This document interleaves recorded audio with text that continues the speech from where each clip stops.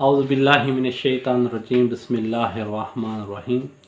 आज का जो मौजू है वो है सफाई यानी पाकीज़गी, क्योंकि इस्लाम में सफाई को बहुत ज़्यादा अहमियत दी गई है।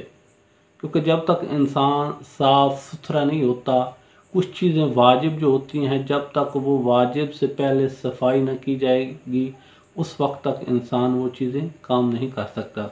मिसाल के तौर पर जैसे वज़ू करने से पहले इंसान का जो चेहरा वो साफ़ होना चाहिए। कोई अगर निजात तो उसको दूर करनी चाहिए, हाथों पे हो या जिस्म पर किसी भी हिस्से पे, या निजात को दूर करना। इसी तरह गुस्ल करना है तो इससे पहले भी यही है मिसाल कि निजात वगैरह कहीं भी लगी हो तो उसको दूर करना, या तयम्मुम करना हो तो। यानी इस्लाम में इसकी बहुत ज़्यादा ताकीद की गई है। अगर ये वज़ू या गुस्ल के बारे में या तयम्मुम के बारे में इससे आगे वज़ाहत हासिल करें तो फिर आप तज़ील मसाइल से देख लें इसके जो मसले होंगे।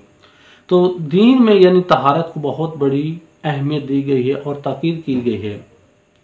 इस तरह नबी करीम सल्लल्लाहु अलैहि वसल्लम फरमाते हैं कि खुदा खुद भी तैयब है और तैयब लोगों से और तैयब चीज़ों से मोहब्बत करता है।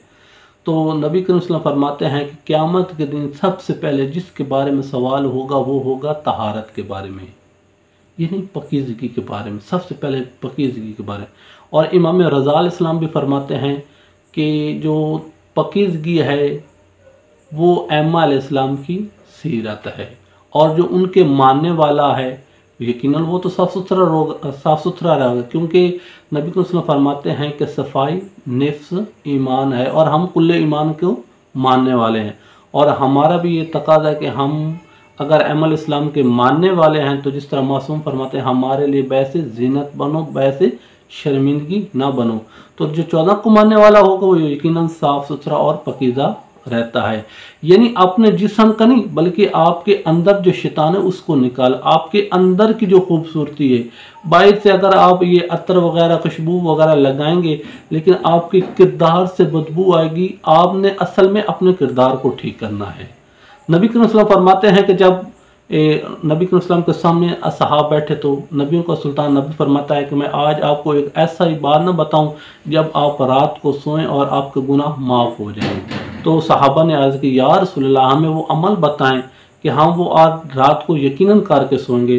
तो नबी करीम सल्लल्लाहु अलैहि वसल्लम फरमाते हैं कि जब इंसान रात को तहारत करके सोता है, वज़ू करके सोता है, तो फिर जब वो सो जाता है और अपनी करवट बदलता है तो अल्लाह एक फ़रिश्ता मुकर्रर कर देता है। और जब वो फ़रिश्ता उसके सामने खड़ा होता है, जैसे ही वो करवट अपनी बदलता है तो फ़रिश्ता बार इलाही में यानी निदा अपनी आवाज़ बुलंद करता, बार इलाहा कि इस बंदे ने आपकी खुशनुदी के लिए, तेरी खुशनुदी के लिए इसने तहारत की है, मेरे अल्लाह इस बंदे को माफ़ कर दे। तो फिर अल्लाह उसके गुनाह माफ़ कर देता है।